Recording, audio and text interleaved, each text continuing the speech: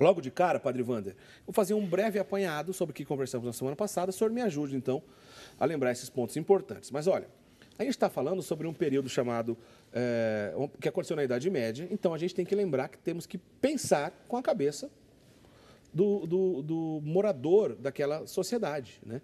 Do sujeito que viveu naquela sociedade na Idade Média, principalmente na Europa. Porque é difícil a gente avaliar historicamente um período, uma população, com a cabeça do tempo de hoje, né? Nossos valores, claro, não são mais os mesmos, não são mais pautados nos mesmos valores que eram pautados naquela época, né? A Igreja Católica já estava bem estruturada na Europa e toda a Europa, o pensamento católico, estava muito ligado à sociedade como um todo, né? Então, era uma sociedade na qual a Igreja Católica tinha grande influência. Por muitos séculos depois da queda do Império Romano no Ocidente, a Igreja Católica foi a instituição que ficou de pé, na qual conduziu aquela sociedade europeia, guardando muitos valores, claro, os espirituais em primeiro lugar, que é a missão da igreja, mas também muitos outros, como, por exemplo, a literatura, né? A igreja foi guardiã da literatura antiga, por exemplo, nas artes, na música, muitas outras coisas a gente pode ver na agricultura, na astronomia, o assunto é longo. Na medida que algumas correntes que se levantavam contra a Igreja Católica e esse pensamento cristão que estava bem enraizado naquela sociedade, à medida que eles se levantavam uma mentira, por exemplo, de um ou mais pontos da fé católica, a chamada heresia, né? Distorcia um ponto da Igreja Católica, isso também estava diretamente ligado a um caos social. E, diretamente, a Inquisição tem grande relação com uma dessas correntes heréticas chamada a heresia dos cátaros. Queria que o senhor nos lembrasse, então, Padre Wander, em poucas palavras, o que é essa heresia dos cátaros? Claro. Os cátaros são um grupo que surgiram no interior da igreja, mas que se afastaram rapidamente do seu ensinamento, que negavam que Deus tenha sido o criador da matéria. Deus teria criado só o mundo espiritual, um absurdo. Então, fazendo com que a matéria fosse entendida como algo mau, como algo desprezível, e que somente é bom aquilo que é o mundo espiritual. E nós sabemos que não. Os 3 primeiros capítulos do Gênesis nos deixam certo de que tudo aquilo que Deus criou é bom. De tal maneira, ao negarem que Deus tenha criado a matéria, negaram, por exemplo, de uma forma gravíssima, o mistério da encarnação, que o Filho de Deus tenha se feito homem para nos salvar, o belíssimo mistério da encarnação, a vinda do Filho de Deus, o Emmanuel, Deus conosco, e negavam, dentre outras coisas também, imagine a gravidade, Eric, o mistério da transubstanciação. Porque se a matéria é má, é claro que Deus não se faz presente na Eucaristia através da transubstanciação do pão no seu santíssimo corpo e do vinho no seu preciosíssimo sangue. Se para essas pessoas que distorciam esse importante ensinamento da igreja, que a matéria, por exemplo, a matéria, o corpo, é algo ruim, como é que o corpo de Cristo poderia ser bom? Exatamente. Né? Quer dizer, o mistério da redenção está jogado no lixo. Porque se o corpo é ruim, portanto, o corpo de... É que negavam que Cristo tivesse um corpo de fato. Senão que era somente uma aparência. Isso remonta a outras heresias passadas. Mas a coisa é tão absurda que joga o mistério da redenção no lixo, porque a profecia de Isaías fala que por suas chagas, nós fomos curados. E daí, negar Deus como Criador de todas as coisas, negar o mistério da encarnação, negar o mistério da Eucaristia, só para ter uma ideia, imagina a bomba que isso foi na fé das pessoas, né? Na vida cristã corrente dessa época, onde a fé era o grande patrimônio. E os cátaros levantaram realmente, desculpe, um tsunami para cima deles. Pois é, e depois a coisa também foi para o campo da violência, né? Como nós já falamos aqui na semana passada, era comum, por exemplo, que os cátaros invadissem uma aldeia e matassem, por exemplo, as mulheres que estariam grávidas, já que elas estão gerando matéria, e matéria não pode ser coisa boa. Então, assassinavam mulheres e seus filhos também no seu ventre. Bom, 50 ou 60 anos depois disso já está tomando toda a Europa, a coisa está ficando insuportável. Os imperadores e os reis cristãos já se levantavam contra essas pessoas. Inclusive, há uma coisa muito importante que é se destacar. A lei da época estava baseada no direito romano. E destaquei aqui uma frase de uma lei que estava em vigor na época, para ficar bem claro isso, que um crime contra a fé era um crime contra o Estado. para aquele povo. Então, primeiro, se tratava de um crime onde pessoas fora da Igreja Católica se levantaram e perseguiram esses cátaros, que também eram conhecidos como albigenses, já que a cidade de Albi, na França, era uma importante cidade para essas pessoas. Bom, a igreja pressionava tudo quanto é lado, porque fora da igreja já estavam perseguindo os cátaros. Dentro da igreja, a pressão não era só em relação a problemas físicos com essas pessoas, mas também problemas de fé, claro. Estão lidando com a igreja que é guardiã dos valores cristãos. A igreja pressionava tudo quanto é lado, até que o Papa Lúcio III, no ano de 1184, faz um acordo com o imperador do Sacro Império Romano Germânico, chamado Frederico Barbarroxa, um famoso personagem da história, um acordo para unir o poder eclesiástico da igreja com o poder civil, não é isso? Exatamente. Padre Wander? Aí, a partir daí, a coisa ficou mais clara, porque a igreja entrou na briga para valer contra os cátaros. Sim. É que a aliança foi uma necessidade de momento, de época, não tem como se fugir disso. Em vista de se conter o distúrbio, a desordem e o caos que a expansão da heresia catarista estava provocando, o Estado propôs à igreja que fizesse uma aliança onde a igreja cuidaria daquilo que lhe é própria, de avaliar a heresia e quem a tenha cometido, e o Estado, então, sentenciaria aquele que foi condenado de heresia. A partir desta aliança, começou a existir um fenômeno, se você já me permite recordar, que, pois não. Por causa desta aliança, desse acordo, o Estado passou a ter a potestade, em N casos, de nomear os inquisitores ou inquisidores que conduziriam os processos.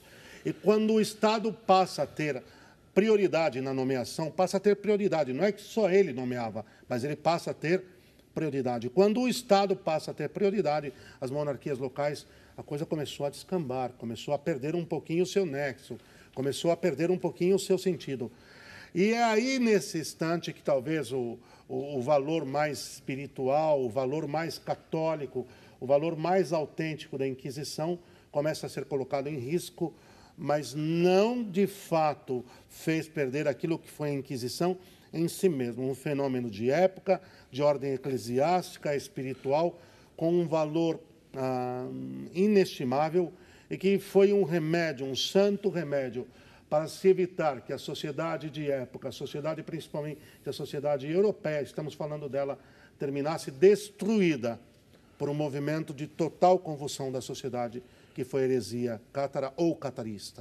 O Antônio Caires Barbosa, ele é de Presidente Prudente, ele quer saber mais dessa relação, dessa matança lá na França, com a Inquisição Católica. Então, a gente está só fazendo um apanhado rápido do que a gente falou no programa passado, Antônio, mas que fique bem claro, esse tribunal, essa ação jurídica que a Igreja instituiu, oficialmente, então, a partir de 1231, com o Papa Gregório IX, a gente tem até uma imagem do Papa Gregório IX, daqui a pouquinho a produção coloca para a gente uma imagem do Papa Gregório IX. Foi ele que instituiu, então, isso para toda a Igreja, esse tribunal, que cuidava, como o padre acabou de dizer, das questões eclesiásticas.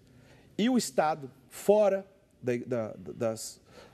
dos poderes da Igreja, cuidava das penas civis, que início não havia morte. Então a gente parou mais ou menos a conversa aqui, onde o padre já começou a dizer disso, que o problema, pelo que eu entendi bem, padre, é que daí o Estado começou a nomear essas pessoas para fazer a Inquisição. Exato. E aí onde a gente começa a ver que nem tudo foi lindo, ou nem tudo foi de reta intenção, como a Igreja queria, né? Exato.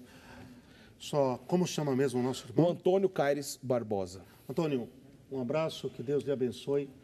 Mas talvez vamos só pontualizar uma coisa aqui antes de mais nada. Quando você utiliza a expressão matança, que conotação se quer dar com isso? Que não houve matança alguma, sinceramente falando. Eu acredito na retidão da sua pergunta, mas já vamos pontuar aqui. Certo. Matança dá-se a impressão, então, que foi uma hecatombe, um sacrifício em massa. Não houve matança nenhuma, a coisa foi muito pontual e talvez antes do fim falemos em números de pessoas idôneas e sérias que estudaram o fenômeno de fato, que não ouviram ou que se pautaram em ideologias.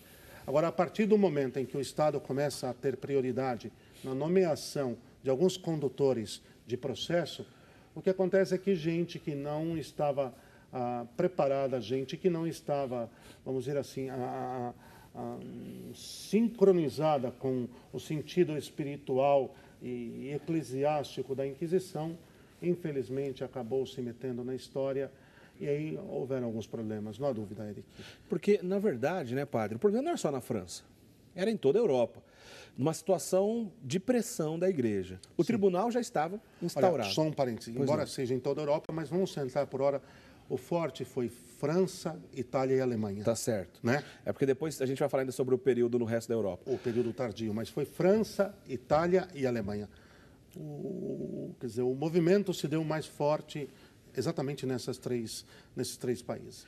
É errado a gente pensar, como a gente já citou na semana passada, se, por exemplo, um determinado governador, imperador ou rei que tivesse um possível inimigo ou que tivesse ali alguém que não estava atrapalhando o seu reinado, é muito mais fácil ele jogar para um tribunal que não é ele que vai executar e jogar nas costas, entre aspas, de uma outra instituição a morte dessa pessoa, no caso a igreja. É isso. Quer dizer, um exemplo prático, vamos colocar as coisas bem às claras. Tá. Suponhamos que um determinado nobre quisesse se livrar de alguém, aconteceu algum caso, foi pouco, mas aconteceu. Quer dizer, ele acabava influenciando na nomeação de um condutor do processo que ele tinha certeza que terminaria emitindo a sentença de réu de heresia que ele tanto esperava, porque a partir do momento que fosse realmente condenado por heresia, já estava totalmente entregue ao Estado e aí ele teria como executar a pena que tanto desejava sobre aquela pessoa, que aí no fundo não era outra coisa senão a simples intenção de se livrar dela. Tá certo. Olha, eu acho que esse primeiro bloco valeu para a gente fazer essa introdução, porque na sequência nós vamos falar sobre o caso Galileu Galilei, sobre o caso Joana d'Arc, sobre as principais lendas, o que de mais foi exagerado nessa história toda relacionada à Inquisição e muito mais. Mas para terminar esse bloco, até a produção está me avisando aqui que o nosso telespectador agora há pouco, o Antônio Caires Barbosa, quando ele falou da França, aqui na pergunta eu não tinha entendido, ele também fez referência aos atentados recentes da França, aquele problema dos terroristas ligado ao islamismo que mataram muitas pessoas agora nesse episódio recente. Olha, uma coisa é fato, os cátaros daquela época, dá para a gente fazer uma relação agora com os extremistas dessa época, sim, porque pessoas com um grau tão grande de loucura desse jeito, você não tem diálogo. Você não dá para falar, por gentileza, senhor assassino, o senhor poderia não me matar porque eu não estou com vontade de matar agora. Dá para o senhor não destruir essa diocese, por gentileza? Não é assim. Você precisa de atitudes mais sérias, mais fortes e, às vezes, relacionadas com o poderio militar, né? Então, a gente pode fazer essa relação, sim. Os cátaros eram uma corrente muito perigosa, violenta, herética, só que a diferença é que hoje em dia, para esses radicais islâmicos, qualquer pessoa que não seja relacionada àquilo que eles pensam, já tem o direito de morrer, né? Então, mais ou menos, a gente consegue fazer essa relação. Eram radicais, na qual a igreja precisou se levantar e se levantou. E a gente vai entender um pouco mais sobre isso no próximo bloco. E eu acho que já ficou bem claro aqui, a gente já falou diversas vezes, mas reafirmando. A coisa começou a ficar complicada quando pessoas de fora da igreja, o Estado propriamente dito, passou a nomear as pessoas que conduziriam os tribunais da Inquisição, que era uma coisa que já estava instaurada desde 1231 para toda a Europa, pelo Papa Gregório IX. Aliás, a gente tem a imagem do Papa Gregório IX aí, produção? A gente tem, Bruno? Vamos ver, ali, ó, tá aí, ó. O Papa Gregório IX, foi ele, então, que em 1231 instaurou oficialmente o Tribunal da Inquisição para toda a igreja. Então, a coisa começou a desandar quando pessoas de fora da igreja começaram a colocar, nomear esses inquisidores, onde a gente pôde ver os principais exageros, vamos dizer assim.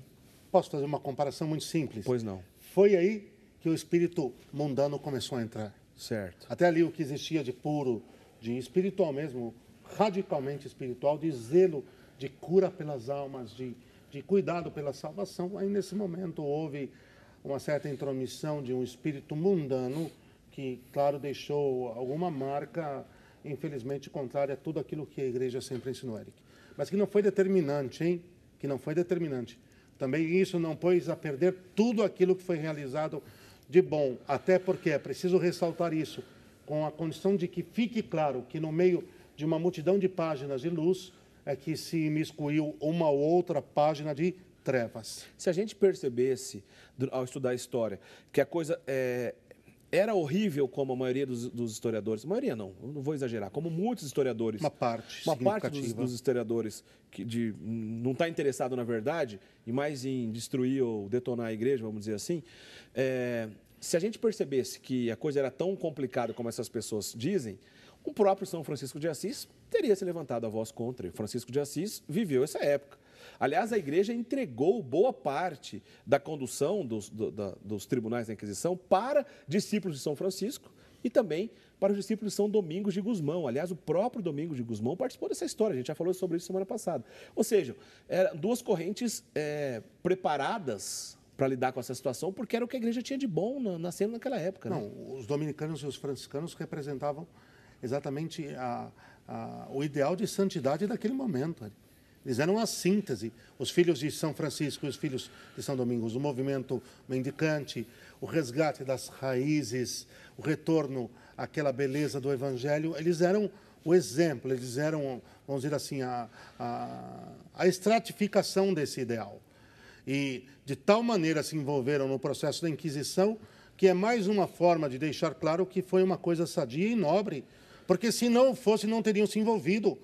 Porque exatamente isso, eles estavam na esteira do resgate dos valores evangélicos mais nobres, dos conselhos evangélicos mais límpidos, mais puros, dos conselhos evangélicos na vivência, na vida da igreja. Dentre os quais, por exemplo, por que não dizer a pobreza radical, certo, inclusive. E se a Inquisição não fosse um fenômeno santo, não fosse um fenômeno nobre, com certeza não teriam tomado parte. Não teriam tomado parte.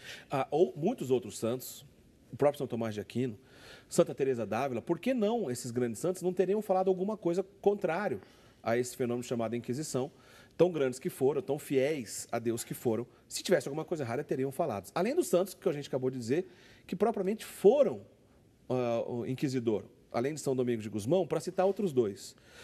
São Pio V. O grande São Pio V. E São Raimundo Penhaforte, um espanhol também, que também foi um santo inquisidor. Sim. Quer dizer, a intenção da igreja sempre foi reta. É que a gente viveu na nossa geração aprendendo o contrário.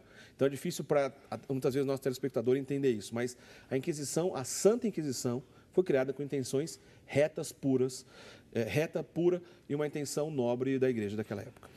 Posso dar um exemplo prático, vivencial, Eric? Eu tenho na paróquia, sou o pároco de uma paróquia da Diocese de Santo Amaro, a paróquia Verbo Divino, e permita citar isso. Eu conheço duas jovens, que uma na escola e outra no cursinho, já escutam de cara dos professores na sala de aula, professor de história, professor de matemática, se metendo a falar de história, que a igreja matou, destruiu, pintou e bordou, só que de maneira alguma abre espaço para um diálogo, para um debate sincero, apresentando suas fontes, de onde tirou esse tipo de afirmação, porque sabe que são inverídicas. E se tiver de levar para um debate aberto, um debate sincero, um debate intelectualmente honesto, desculpa, Eric, sucumbem. Sucumbem, a verdade é essa. Então nós queremos colocar claramente que esse argumento de que a igreja matou, de que a igreja pintou, de que a igreja bordou, não vale, não tem o mínimo embasamento, no mínimo, de uma ignorância tremenda, para não falar depois de uma má intenção, e nós não nos submetemos mais a isso. Querem conversar sobre o período histórico, querem debater, estamos prontos. Agora, o problema é que não querem. Pois é. O senhor conseguiria nomear para a gente aí algumas, 2 ou 3, não sei, para saber, quando a gente trata do assunto Inquisição, quais são as maiores lendas, as maiores mentiras? Se o senhor pudesse nomear 2 ou 3, o que o senhor diria? Claro, quer ver, Eric? Vamos sintetizar em 3 lendas. Tá. As 3 grandes lendas que estão nos colégios, que estão nos cursinhos, que estão nas faculdades. Olha, hoje faculdade de enfermagem fala esse tipo de asneira, porque todo mundo se sente autorizado a opinar sobre um tema que não conhece. As 3 lendas. Primeiro, sobre o número de vítimas, o número de mortos que a Inquisição provocou. Essa é a maior lenda de todas. É a potência de 100 vezes mais multiplicado, pelo menos. Segundo, sobre o tempo que durou. Nossa senhora, tem gente falando de 1000 anos. Não sei de onde tirou isso, não tem base nenhuma. A segunda lenda, a primeira, o número de mortos. A segunda lenda, o número de anos. E a terceira, os instrumentos, as formas de tortura, a maneira como a igreja teria torturado as pessoas. Olha, sem noção. Aquelas fotos que a gente vê de aparelhos da Idade Média, como tivesse... Atribuem que foi a igreja que inventou para torturar as pessoas. A gente vê muito disso, né? Se alguém conhece o que eu estou falando, embora eu não sou leitor e não gosto, mas só uma brincadeira. A pessoa deve estar lendo a Stephen King, não está lendo a história de fato não, viu? Né? deve estar lendo ou assistindo Stephen King. Tem muito exagero, muita mentira mesmo sobre esse assunto por aí, muita, né? Muita. Agora, o senhor falou, inclusive, e a gente já citou alguma vez aqui, dos períodos, né?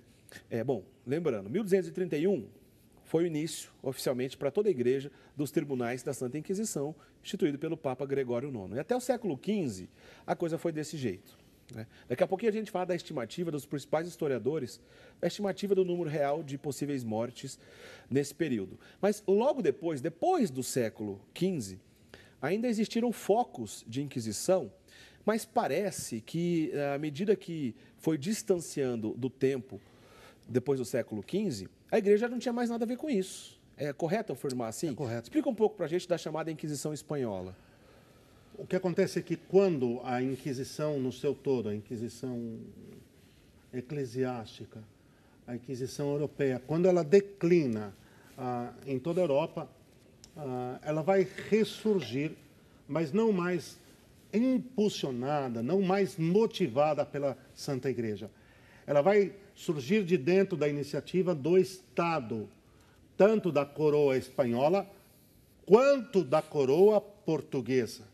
Então, dentro dessas duas coroas, houve um movimento de restauração da Inquisição, sob o pretexto de que precisavam purificar as suas sociedades da dominação da tendência a uma certa heresia. Vale ressaltar ainda, Eric, que era o final da Reconquista. Certo. Os muçulmanos que tentaram tomar, como sempre o fazem, à força, tentaram tomar à força a Península Ibérica, enfim, graças a Deus, foram contidos. O senhor está dizendo do declínio do Império Otomano, do Jugo Otomano já, não é? Sim, não? Já, né? Nem tanto. A expulsão dos mouros da Espanha. Tá certo. Não, nem tanto. Ainda não chegamos nos otomanos, não. Tá bom. A expulsão dos mouros da Espanha. E aí o que acontece? O que houve foi que, por exemplo, você pega a rainha Isabel de Castela, uma mulher santa. Existe uma biografia da mesma que foi editada na Espanha por um autor totalmente independente, que ele mostra a sua grandeza de espírito, a sua grandeza de alma, a sua grandeza de pensamento. Só que, exatamente por ter uma inocência muito grande, foi cercada por pessoas que não tinham, infelizmente, muita retidão de vida. E aí instrumentalizaram o seu nome, instrumentalizaram a sua autoridade e fizeram uso espúrio disso em favor pessoal. E aí a Inquisição ibérica, dita espanhola ou portuguesa, foi bem diferente daquilo que foi a Santa Inquisição. Já não tinha mais nada da autoridade papal ali no meio. Você entendeu o que eu disse agora, Eric? A Inquisição ibérica, espanhola e portuguesa foi bem diferente do que foi a Santa Inquisição. Entendi. Ok? Aquela que tinha a marca pontifícia, aquela que tinha o cuidado pelas almas, aquela que tinha o zelo por restaurar a pureza da fé e assim por diante. Foi totalmente diferente.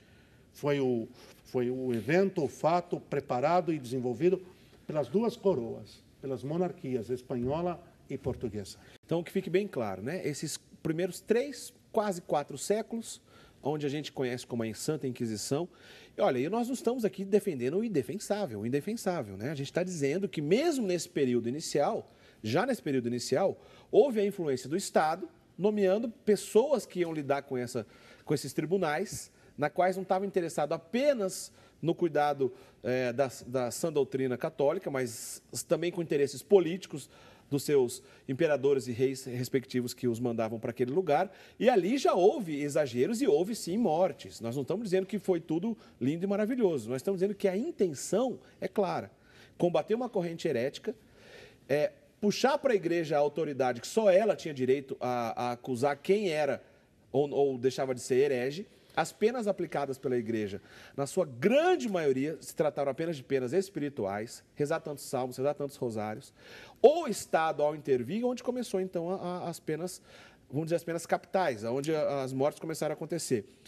Mas a gente consegue, Padre Wander, chegar num número aproximado, nesses quase 4 séculos, a gente até disse semana passada aqui que em Toulouse, na França, onde foi dos episódios mais sangrentos do período da Inquisição, cerca de 100 mortes. É claro que nenhuma morte seria motivo de felicidade. A gente está dizendo de 100, não para dizer que são poucas, mas para dizer que, pelo que dizem por aí, a coisa é bem menor.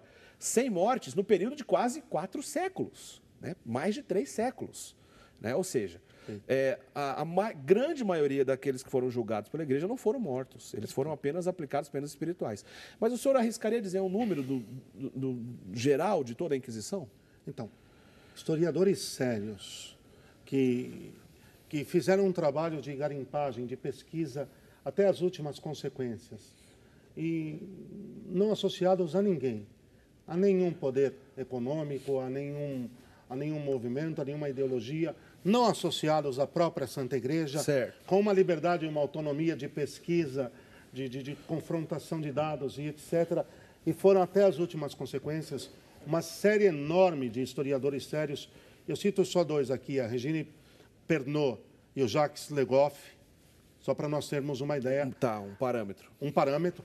Mas historiadores sérios que remontam com autonomia, mas com retidão intelectual, esse período falam em entre 2.500 a 3.000 executados, né, em pena capital. Lembrando nessas condições onde o Estado passou a intervir dentro da Inquisição e não mais só a Igreja. Exatamente. Né? Senão teria sido muito menos ainda. Não dá para dizer. Teria sido muito menos. Não dá para dizer que é um número pequeno, é um número grande. Não. Né? O que nós estamos colocando é que assim, não é. Foram. Não. Segundo o Evangelho, em última análise, segundo a essência, a pureza, a nobreza do Evangelho, que tem como centro a misericórdia, a restauração, o perdão. Deus enviou o seu Filho ao mundo para salvá-lo, não para perdê-lo. Quer dizer, não caberia nenhuma. Do ponto de vista estrito, dentro da lógica do Evangelho, é claro que o evento Inquisição não teria lugar garantido. Agora, dentro do período histórico, a partir de tudo o que aconteceu, dos movimentos de sociedade que se deram, o fenômeno da Inquisição não só é tolerável, quanto é compreensível. É preciso olhar a partir daquele momento da história. Diante do caos social que se vivia. Diante do caos, da desordem social, da possibilidade de uma implosão total dos alicerces que constituíram a sociedade europeia, a intervenção que acabou acontecendo era aceitável, sim, e por que não dizer necessária, viu, Eric? E daí que é preciso analisar a história segundo o seu período. E não tivesse nenhuma execução, esse é o sentido último, mas é tolerável o que aconteceu diante da possibilidade de um total caos, de uma total destruição da civilização europeia no qual se estava vivendo naquele momento. Olha só, a gente está dizendo tudo isso baseado, em parte, a nossa pauta foi montada diante desses historiadores que o padre Wander está falando. Porque o Papa João Paulo II, a partir de 1997, ele promoveu um simpósio para que os 30 principais historiadores relacionados a esse tipo de estudo do mundo se reunissem no Vaticano. Autoridades temáticas. Isso, e, né? não necessariamente 30 historiadores católicos. Não, né? não. Né? 30 historiadores, pesquisadores se debruçaram sobre esse tema, tiveram acesso a todos os arquivos do Vaticano relacionados a isso e escreveram um livro de 780 páginas, que é o que a gente tem de mais completo até hoje na igreja, de mais profundo e de mais atual sobre esses estudos. O professor Felipe Aquino escreveu um livro de acordo com esse estudo desses historiadores, até que eu vou indicar para vocês. Está aqui, ó, todo mundo conhece o professor Felipe Aquino, um grande escritor católico, na qual ele escreveu Para Entender a Inquisição, que é um resumo desse material produzido, então, no Papado João Paulo II, desses 30 historiadores. Né? Então, aqui é um conteúdo seguro para entender sobre tudo que a gente está dizendo aqui e pormenores, detalhes dessa história, tá certo? Então, fica aí a dica de leitura para vocês também. Padre Wander, antes que nosso tempo corra demais, vamos já começar a falar. A gente conhece um episódio famoso dessa época, de uma santa da Igreja Católica, na qual viveu esse período e enfrentou, então, o Tribunal da Inquisição. Conta pra gente, rapidamente, em poucas palavras, quem foi Joana d'Arc e por que um tribunal da Inquisição a condenou. Joana d'Arc nasceu na França no ano de 1412 e ela viveu dentro daquele período que foi a guerra entre a França e a Inglaterra, chamada Guerra dos 100 Anos. E aos 13 anos, Santa Joana d'Arc foi levantada por Deus através de São Miguel Arcanjo, que foi enviado à mesma para que libertasse a França, porque a Providência Santíssima, que toma conta de toda a história, já o sabia que um século mais tarde a Inglaterra se tornaria protestante e tentaria exterminar a fé católica. Bem, a menina, enfim, conseguiu convencer o rei através, não dá para contar agora, através de um fato extraordinário de que ela era enviada por Deus, porque houve um fato determinante. E ela liderou a reconquista da França, ela liderou a libertação da França. E o que acontece? Num determinado momento, sem culpa da igreja, sem conhecimento do Papa, se instalou um tribunal iníquo, um tribunal à parte, totalmente alheio à igreja, que a julgou e condenou como herege. Enfim, isso mais tarde ficou mais do que esclarecido, tanto é que a igreja levou a glória dos altares como um sinal dado do alto dos céus, e ela é santa. Então quer dizer que o tribunal que condenou Joana d'Arc era um tribunal ilícito? O tribunal de Rouen, a cidade francesa onde ela foi presa, o tribunal estabelecido em Rouen pelo bispo local, o Monsenhor Pierre Pedro Cochon, que era, desculpem a expressão, mas que era um fantoche nas mãos do trono da Inglaterra, sem autoridade papal nenhuma, sem conhecimento de Roma. Ele instaurou esse tribunal porque ele tinha os seus interesses pessoais. E, movido por esses interesses pessoais, ele conduziu o processo. O processo foi totalmente confuso, foi um processo perturbado. E a donzela, a menina da Lorena, se saiu muito bem, de tal maneira inspirada que as respostas que ela foi dando às suas perguntas não tinha como refutar. Respostas santas, católicas, mais católicas do que qualquer outra resposta. E o que acontece? Num determinado momento, aí ele forjou um argumento que não tinha cabimento nenhum, de que ela teria se feito passar por homem, porque ela usou a armadura para estar junto às tropas. A gente até viu uma imagem agora há pouco, a produção pode repetir aí para a gente? Se é possível projetar. Dela de armadura, está aí, ó. Sim, está aí. Porque ela usou a armadura para que pudesse estar junto às tropas, sem ter deferido um único golpe de espada. Ele a acusou de ter se feito passar por homem e aí, enfim, submeteu a pena capital. Então, esse exemplo de Joana d'Arc ilustra o que a gente está dizendo desde o começo do programa. Alguém que é nomeado de fora da igreja, com interesses a defender fora da Igreja Católica, para fazer um tribunal que não tem a ver com a Santa Inquisição, que era algo de reta intenção. Quer um exemplo assim contundente disso, Eric? O bispo da diocese vizinha, a diocese de Rouen, esteve presente no julgamento dela e já afirmou: isso aqui é um absurdo, é uma fraude, é uma farsa. O Santo Padre não está sabendo disso e eu vou comunicá-lo. Eu saio daqui para escrever ao Santo Padre e narrar o que está acontecendo e tenha certeza que o Santo Padre vai repudiar isso e vai tomar as providências cabíveis. Olha só. E o que acontece no momento em que, então, o senhor bispo vizinho àquela diocese está saindo, os guardas ingleses o prendem para que ele não comunicasse ao Papa e o Papa não tomasse as providências cabíveis, ainda que demorasse, porque, é claro, ninguém ia mandar e-mail naquela época, né? Até a correspondência ir e voltar. Então, foi totalmente alheio à igreja. Mas foi um bispo. Espera lá, isso não quer dizer estritamente nada, porque se eu me afasto da verdade, se eu me corrompo, se eu passo a viver de maneira diferente daquilo que a igreja e o evangelho ensina, embora a igreja é minha mãe, se compadece e sofre pelos meus erros, mas os erros pessoais são meus. São meus. Eric, se eu lhe agredir aqui agora, sou eu que estou lhe agredindo ou é a igreja? Claro, mesmo o senhor sendo padre, quem está me agredindo é o senhor. Sou eu, a minha pessoa.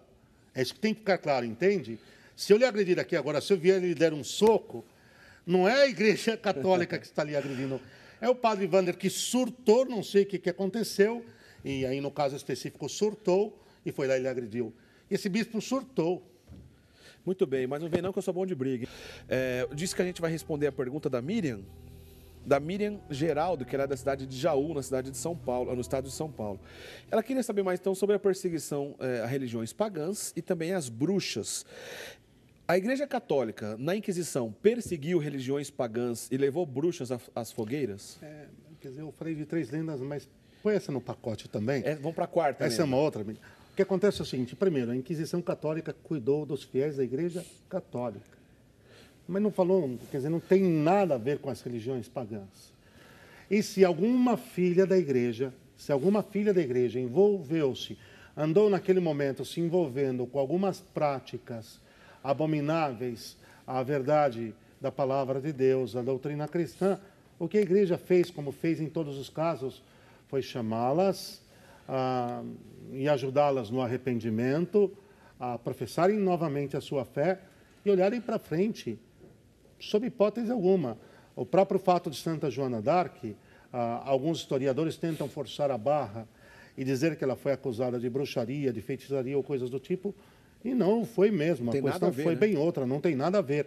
Então, as filhas da igreja que possam ter praticado algum tipo de superstição ou de culto pagão, a igreja chamou como mãe, eu torno a dizer, chamou como mestra e chamou a reverem na sua consciência o que haviam feito, e mesmo que endurecessem a paciência, a constância, a longanimidade da igreja, ou seja, a capacidade de esperar o arrependimento e a mudança de vida dessas pessoas, foi uma coisa admirável.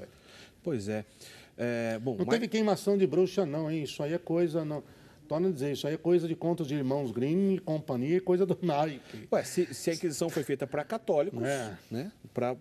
Para julgar justamente quem era batizado, as bruxas não estariam no rol dos batizados, né? Agora, essa história rapidamente das fogueiras é algo interessante, né? Apesar dos historiadores confirmarem que as fogueiras sim foram usadas, não era o principal meio de condenação. As pessoas não eram condenadas às fogueiras. Inclusive, né, Padre Wander, foi possível encontrar pessoas que foram condenadas pelo Tribunal da Inquisição, porém foi queimado um boneco, né, um espantalho, né, representando que as ideias daquelas pessoas estavam sendo queimadas, não necessariamente a pessoa propriamente dita. Como uma simbolização de efeito moral, de destruição daquelas atitudes, daquelas mentiras, daquelas heresias que haviam sido propugnadas anteriormente. Exatamente isso aconteceu em mais de um caso, eu nem vou aqui entrar nisso, mas há um outro fenômeno popular que se dava algo parecido, mas nem entro nesse caso específico. Mas isso é fato, Eric. A destruição de um símbolo, de um espantalho, como você dizia, um boneco, que equivalia a estar destruindo a atitude de heresia, a atitude de mentira, a atitude pecaminosa daquela determinada pessoa, e não a pessoa. Muito bem. Nós recebemos aqui um e-mail de uma professora de História que eu não entendi bem sua pergunta. Para a gente justificar atitudes atuais da igreja para que os adolescentes entendam. Mas que tipo de atitude?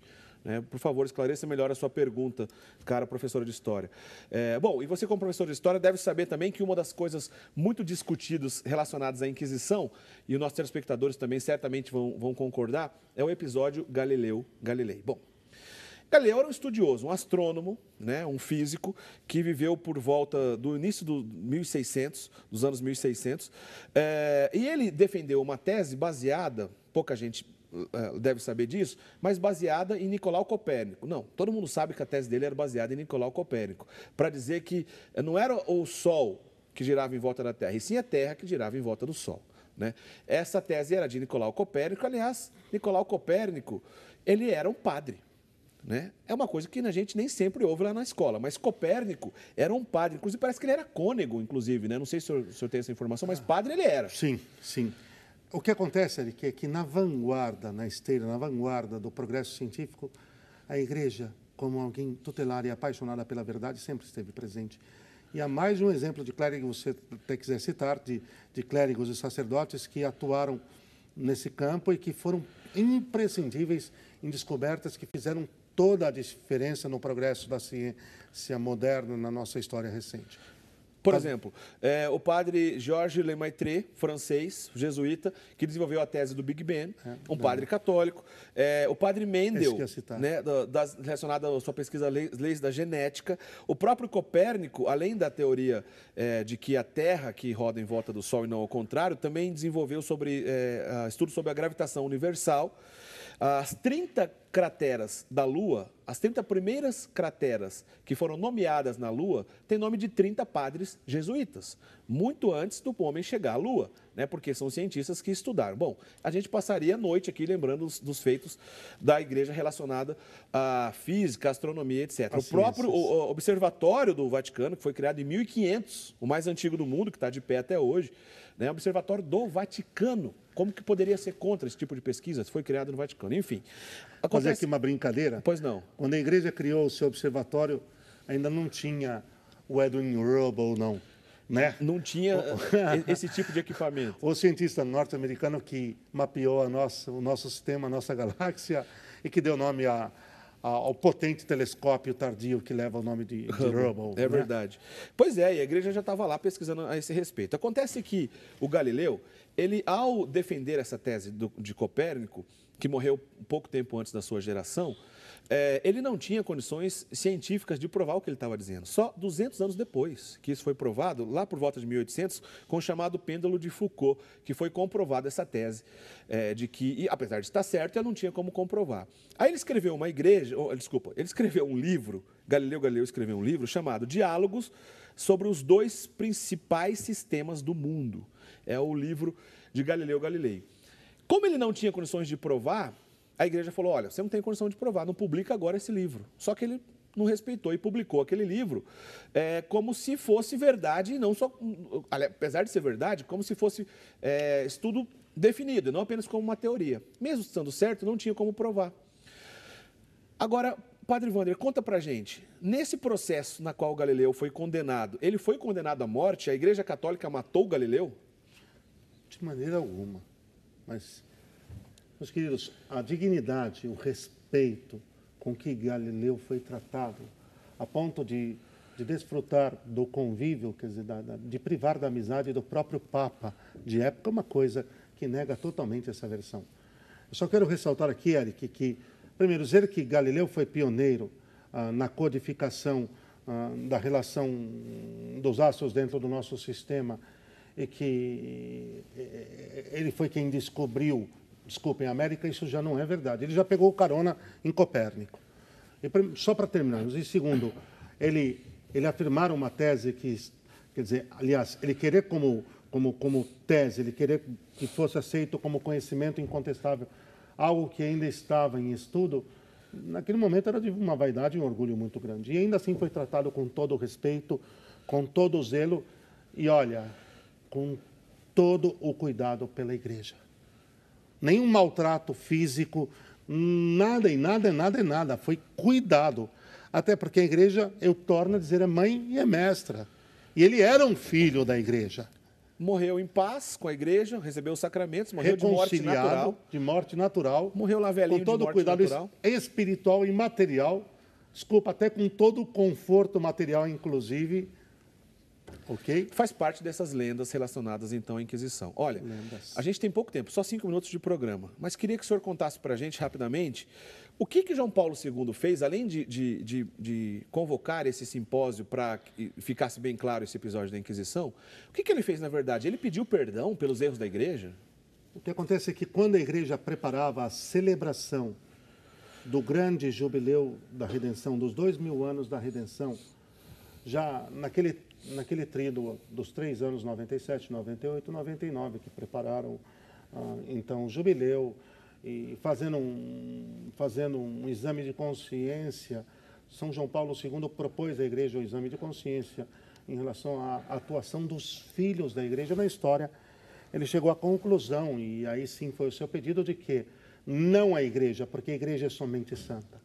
O que nasceu do coração de Cristo aberto na cruz não pode ter pecado, mas que muitos filhos da igreja ao largo de sua história se comportaram de forma indigna da sua santidade, da sua beleza e do evangelho. Aí o que é que faz São João Paulo II? Me desculpem, São João Paulo II não pediu perdão à humanidade por erro nenhum da igreja. Leiam o texto. Falar isso é não ter lido o texto. Leiam a carta, o texto, é uma página, não dá mais do que isso, onde está o texto integral do seu pedido. Pedido de perdão a Deus, pelos erros de alguns filhos da igreja que se comportaram de maneira indigna. Muito bem, o assunto é longo e o programa já voou. Quero de novo reforçar aqui o livro, da qual parte desses estudos que nós fizemos aqui nesses 2 programas, da semana passada e no programa de hoje, está aqui, ó, nossos telespectadores, fica aí o convite, leiam esse livro, do professor Felipe Aquino, editora Cleofas, para entender a Inquisição, tá certo? Baseado, então, nesse simpósio que João Paulo II fez, a partir de 1997, cerca de 30 historiadores do mundo todo, que chegaram a uma ata, um tratado de 780 páginas, que é o que a gente tem de mais completo sobre esse estudo, sobre esse assunto nos dias de hoje. Vários telespectadores mandando aqui para a gente, olha, não dá para minimizar, eu não concordo com o ponto de vista de vocês, não dá para diminuir. Olha, nós não estamos diminuindo nada. E nós também não estamos querendo defender possíveis erros de filhos da igreja. O que nós estamos dizendo é o seguinte, separar o joio do trigo. o que é lenda, o que é exagero daquilo que realmente aconteceu. Uma reação digna da igreja relacionada a um evento histórico muito importante de uma heresia terrível chamada dos cátaros ou albigenses, violenta inclusive, matança, né? E a reação foi para julgar essas pessoas para que a igreja tivesse condições de julgá-las e não fora da igreja, onde lá sim a matança já acontecia desses cátaros. A igreja intervir, diminuiu essa matança. À medida que o Estado invadiu essa instituição chamada Santa Inquisição e nomeou pessoas relacionadas aos interesses de cada rei da época, aí sim houveram outros absurdos, porque não era mais a igreja agindo, era pessoas de fora agindo e matando em nome da igreja. Uma coisa é se matar e jogar a conta para a igreja, outra coisa é a igreja matar, que é bem diferente, tá certo? Não dá tempo da gente conversar mais sobre isso, adoraria continuar essa conversa, só posso agradecer ao senhor, Padre Wander, e pedir que o senhor nos dê a bênção, por gentileza. Eu que agradeço ter estado aqui mais esta noite e espero ter contribuído em algum aclaramento sobre um tema tão complexo, mas que a verdade triunfa, ela triunfa. Abençoe-vos Deus Todo-Poderoso, Pai, Filho e Espírito Santo. Amém.